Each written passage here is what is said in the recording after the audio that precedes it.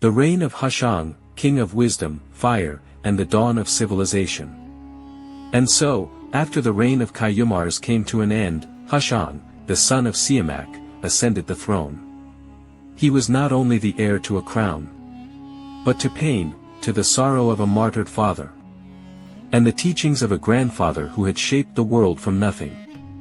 With eyes wide open and a heart full of love and wisdom, Hushang became the first monarch to lead mankind from raw instinct toward enlightenment. He was a king who fought not only demons, but ignorance, poverty, and the darkness itself, the birth of light, the discovery of fire.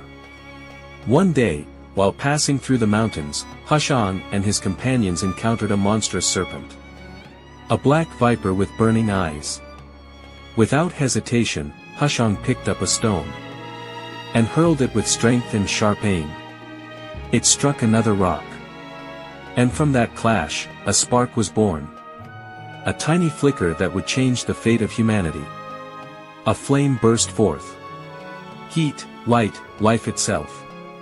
With the awe of a child and the gaze of a king, he said, "This fire, born of stone and effort, but its origin lies in the heavens. A gift from Ahura Mazda, to guide us through the dark."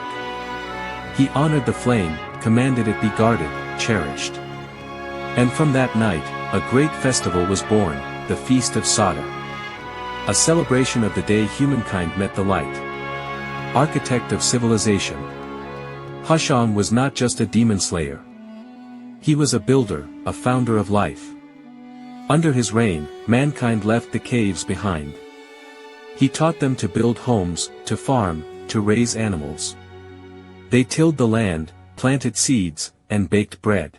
He showed them how to use metals, to craft tools from stone, and lifted life from mere survival to comfort and growth. In his time, humanity stood hand in hand with wisdom. No longer alone in the wild, but in harmony with the world. A people's king, a gentle father. Hushang was a king of the people. He ruled with justice, never raising walls between himself and the masses. His palace wasn't made of gold, but of love. Built from the laughter of children and the nightly prayers of mothers. The people did not fear him. They loved him. For he ruled not with force, but with compassion. An era ends, a new legend begins. 40 years passed. Hushang built a world, nourished it, and kept the flame of knowledge burning in the hearts of mankind. And then, on a peaceful night, under the same sky his sacred fire still warmed, he closed his eyes. No battle, no wounds, just rest. The people buried him with tears, but the fire he had kindled, that fire never died. The reign of Tahmuras, the demon binder. After Hushang, the throne passed to Tahmuras, a wise and mighty king, who conquered darkness not just with the sword, but with knowledge. Tamer of demons.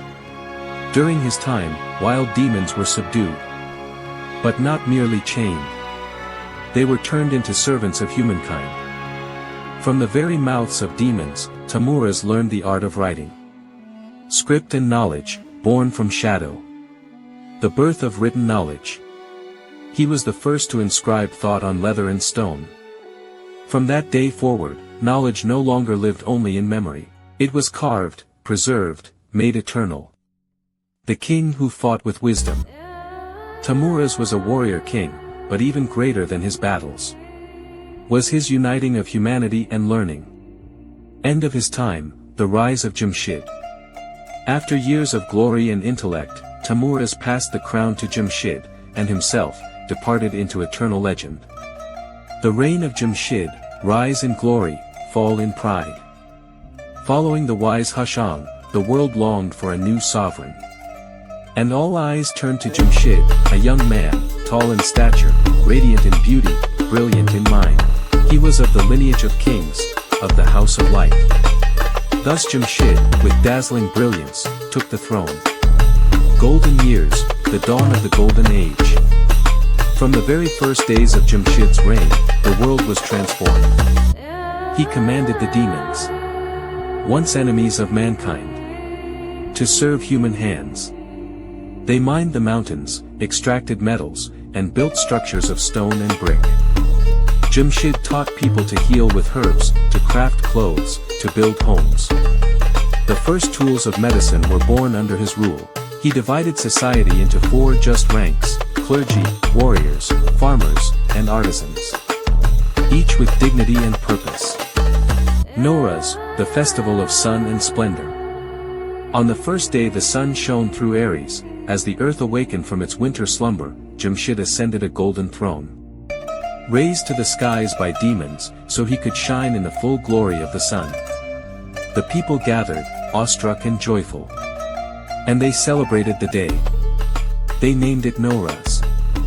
Ever since, each year at that time, they rejoiced, honoring the light and the promise of spring. Pride, the beginning of the fall. Years passed. Jamshid grew so powerful, so beloved, that a hidden seed of pride took root in his heart. Gradually, his breath grew heavier with arrogance. Until one day, he declared, "All this greatness, all this wisdom. It is mine. Not from Ahura Mazda, not from the divine glory. I am the god of earth." And that was the beginning of the end. The Farah Azadi, that sacred, heavenly grace, fled from him. And the hearts of the people turned cold. Jamshid was left alone. And the world, once more, felt a shadow returning. End of a reign, rise of a dark era. At that moment, from the depths of accusation and wrath, a man arose. Sweet-tongued but with a burning heart, Zahhak. Zahhak, with deception and charm, stole the hearts of the people. And took the crown from Jamshid's brow. Jamshid, once king of light and glory, became a wanderer, alone and exiled. Until the darkness took his life. And so, the age of light gave way to a night of terror. And a dreadful legend began, the reign of Zahhak, the serpent king and the blood-drenched earth.